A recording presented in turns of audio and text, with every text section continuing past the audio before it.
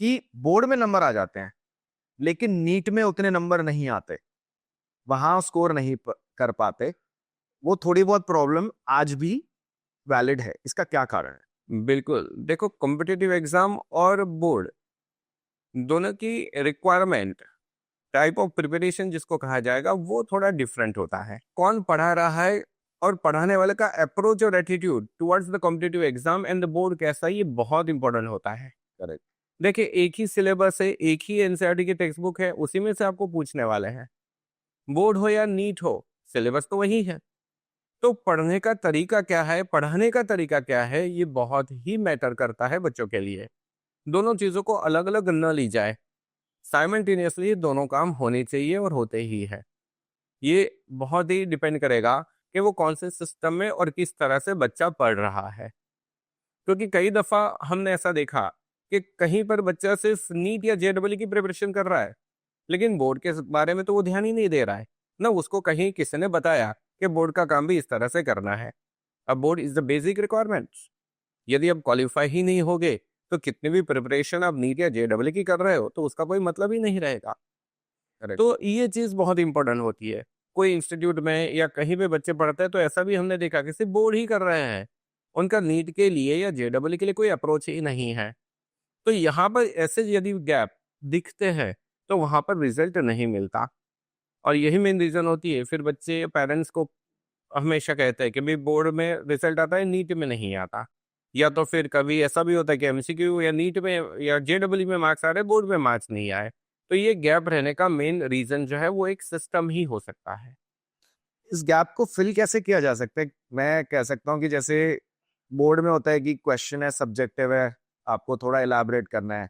यहाँ पे उल्टा ही है, यहाँ पे एमसीक्यू बेस्ड है और यहाँ पे तो नेगेटिव मार्किंग भी हो रही है, if I am not wrong. तो ये बैलेंस कैसे कर सकते हैं उसमें?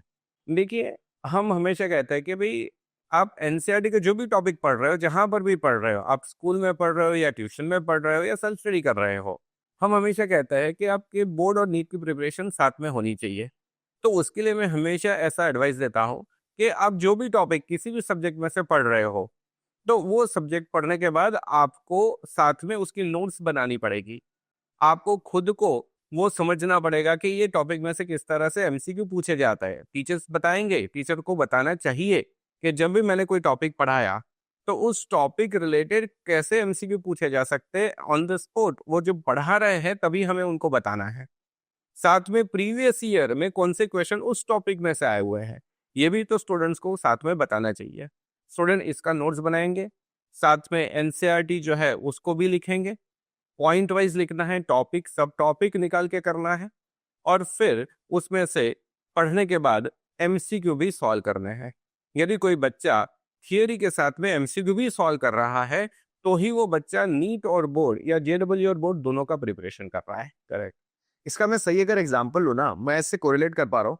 जैसे एक बैट्समैन है, अब उसको बल्ला पकड़ के खेलना है, वो बेस तो वही रहने वाला है। अब उसको ये देखना है कि ओडीआई खेलना है, टी20 खेलना है, टेस्ट क्रिकेट खेलना है। तो सब्जेक्ट वही है, बेस वही है।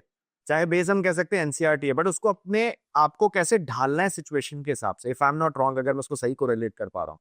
बिल्कुल, जैसे मैंने बताया कि हर रोज बच्चे को एमसीक्यू सॉल्व करने हैं।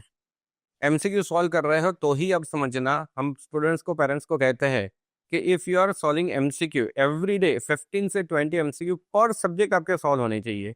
तो ही आप मानिएगा कि आपका बच्चा या आप खुद नीट या जेडबल का प्रिपरेशन कर रहे हो। यदि आप सिर्फ थियरी ही लिख रहे हो, तो वो आप सिर्फ बोर्ड का प्रिपरेशन कर रहे हो, नीट या जेडबल का नहीं। साथ में पढ़ना भी ज़रूरी है और साथ में उस सिचुएशन से रिलेटेड क्वेश्चंस। तो अगर साथ में, क्योंकि ऑफ कोर्स एनसीईआरटी भी ज़रूरी है, बोर्ड भी ज़रूरी है, बेस तो वही है, बट उसके हिसाब से application based questions daily practice करें। This is what you want to say. बिल्कुल, क्योंकि एनसीईआरटी पढ़ने से आपके कंसेप्ट क्लियर होंगे करेक्ट। और उस कंसेप्ट को आपको अप्लाई करना है जब आप एमसीक्यू सॉल्व करते हो। तो एमसीक्यू की प्रैक्टिस भी एनसीईआरटी के साथ में होनी ये बहुत ही ज़रूरी होता है। हमेशा हमने देखा हुआ है कि बच्चे एनसीईआरटी की टेक्स्ट बुक ओपन ही नहीं की पूरे साल में। तो यहाँ पर ये अलार्मिंग चीज़ है कि without reading NCERT you are not preparing for board, neither for the needs. मतलब दोनों चीज़ें आपको करनी है, तो एनसीईआरटी की टेक्स्ट बुक तो पढ़नी ही चाहिए। एनसीईआरटी से आपके कंसेप्ट क्लियर होंगे, एमसीक्यू सॉल्व करने से आपकी प्रैक्टिस होगी, किस तरह से क्वेश्चन पूछे जाते हैं, ये चीज़ आपको उसी से पता चलेगी। वरना एमसीक्यू विदाउट एमसीक्यू सॉल्विंग आप प्रिपरेशन नहीं कर रहे हो, हम ऐसा कहेंगे।